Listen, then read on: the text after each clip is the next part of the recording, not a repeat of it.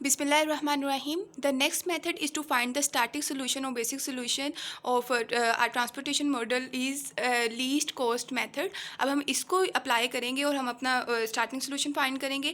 तो उसके लिए आपके पास एक ट्रांसपोर्टेशन मॉडल गिवन है, ठीक है, और and this one is your supply और डिमांड. तो सबसे फर्स्ट स्टेप आपका यही है कि आपने देखना है कि आपका जो ट्रांसपोर्टेशन मॉडल है वो आपके पास बैलेंस्ड है या नहीं. तो उसके लिए क्या होना चाहिए कि आपके पास सप्लाई और डिमांड इक्वल होने चाहिए. तो सप्लाई को आप सब सम कर लें तो आपके पास 14, 16, 30 और 35, और डिमांड को अगर आप सम करेंगे तो 6 एंड 4 10 10 20 एंड 20 एंड 50 35. तो इसका मतलब सप्लाई और डिमांड आपके पास इक्वल है. तो आपके पास जो ट्रांसपोर्टेशन मॉडल जो गिवन है वो आपके पास बैलेंस्ड है. तो अब आपने इसके ऊपर लीस्ट कॉस्ट मेथड अप्लाई करके इसका स्टार्टिंग सोल्यूशन फाइंड करना है.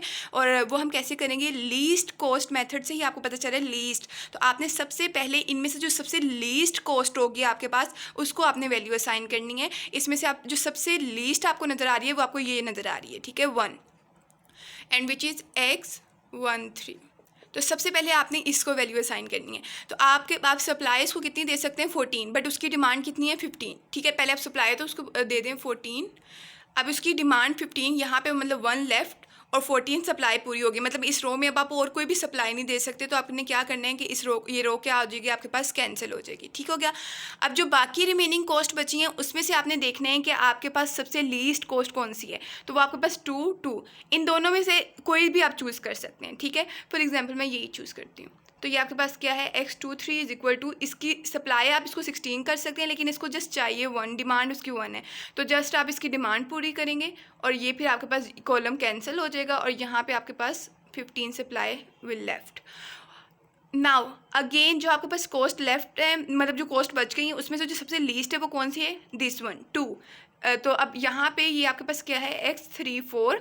इसको आप 5 सप्लाई कर सकते हैं बट इसकी डिमांड 4 है.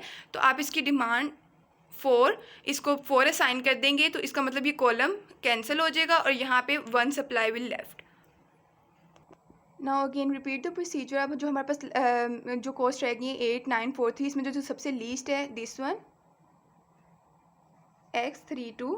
आप इसको 1 सप्लाई कर सकते हैं बट इसकी डिमांड 10 है. तो सबसे पहले हम इसको 1 सप्लाई करेंगे. तो जब इसकी सप्लाई यहाँ पे पूरी होगी तो ये वाला कॉलम हमारे पास वैनिश हो जाएगा और यहाँ पे हमारे पास इसकी डिमांड 9 रहेगी, ठीक है. अब हमारे पास 8 और 9 में से जो सबसे लीस्ट कॉस्ट है वो 8 है, X21. तो हम इसको 15, इसको हम इधर देखें 15 हम इसको इधर सप्लाई दे सकते हैं बट उसकी डिमांड क्या है, उसकी डिमांड हमारे पास 6 है.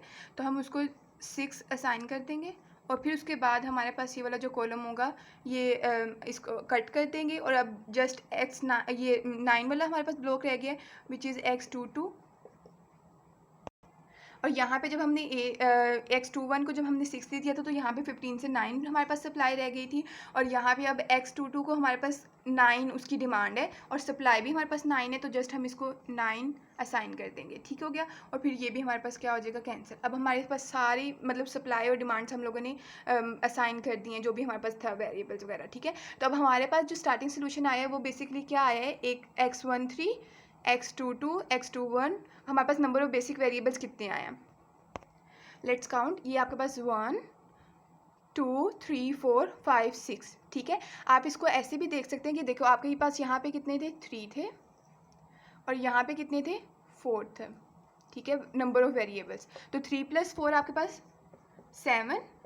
और जो आपके पास बेसिक वेरिएबल आने चाहिए वो आपके पास हमेशा -1, एक कम होना चाहिए 6, ठीक है. तो आपके पास 6 ही वेरिएबल्स आए हैं, ठीक है. तो अब आपने एंड पे बस जस्ट क्या करना है, आपने टोटल कॉस्ट फाइंड करनी है. टोटल कॉस्ट फाइंड करने का ये तरीका है कि जो अब यहाँ पे ये 1 है और ये 14 है, इन दोनों को मल्टीप्लाई करके, इन दोनों को 1 × 14 plus the next one is 8 and 6.